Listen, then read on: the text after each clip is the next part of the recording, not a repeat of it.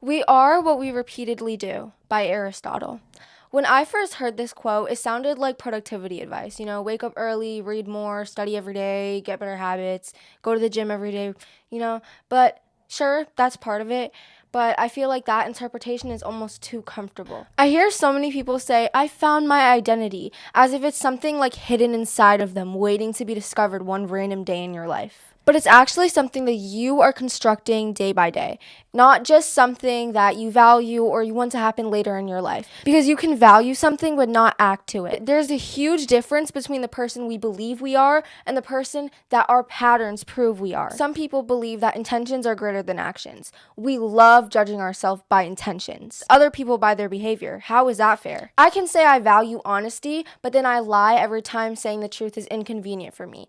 That word honesty, it becomes irrelevant. It stops describing me. If I say I care for my friends and then repeatedly disappear whenever they need me, that caring becomes a feeling, not an action, not something I value, not something I practice. Wanting something has never been the same thing as becoming someone capable of sustaining it. And that distinction is uncomfortable because intentions are private and actions leave evidence. A single bad decision tells me almost nothing about a person. A pattern tells me more. Character exists in what survives repetition. You know what I do every week? I go out of my way to purposely get rejected so that I can get used to hearing the word no, which builds my emotional resilience. Getting used to a negative response increases confidence, lowers social anxiety. Discipline is consistency. It's simply the ability to keep a promise to yourself after the excitement disappears. You could be so excited, oh, I want to start a business, but if you're not consistent with that, it will never work out. The excitement for starting a business will fade very quickly. It is your job to keep that consistency, keep that discipline, and keep that motivation. We like labels because labels feel permanent. Oh, I'm lazy, I'm awkward, I'm not a confident person, I'm just not disciplined.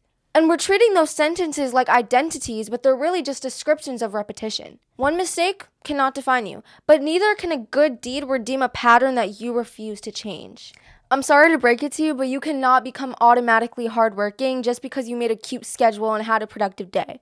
Okay, sorry to get personal, but you get the point. It is through consistency that we make progress. Nobody makes movies about the 100 tiny choices that produced a final version of someone. You only see the final version, and then people call them naturally talented or naturally confident or lucky. And we rarely see the repetition that manufactured the quality.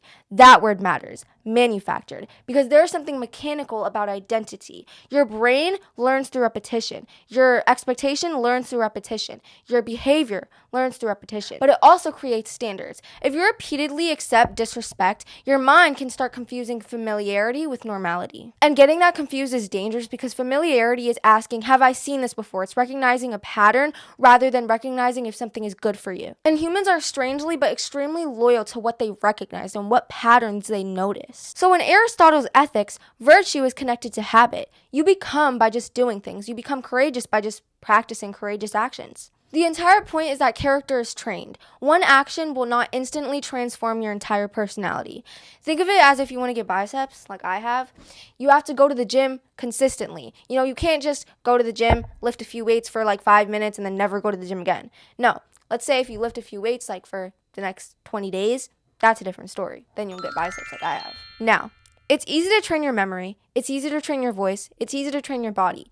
But how often do we think about training patience? Training honesty? Training restraint? Training the ability to admit that we're wrong?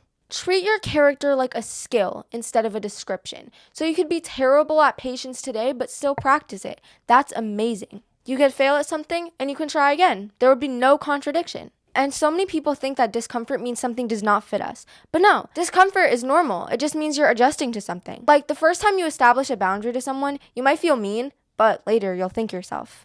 I love the phrase fake it till you make it because that's really what you got to do in life. Fake confidence until you actually feel confident. So that's what becoming really is. It's doing something deliberately for so long that it just looks effortless on the outside. Nobody really sees the effort on the inside. So this video is to tell you to look at your repetitions. Look at what your daily patterns are in life because those daily patterns are what is writing your future right now. Thank you so much for listening and I'll see you next time on Order in the Court. Case closed.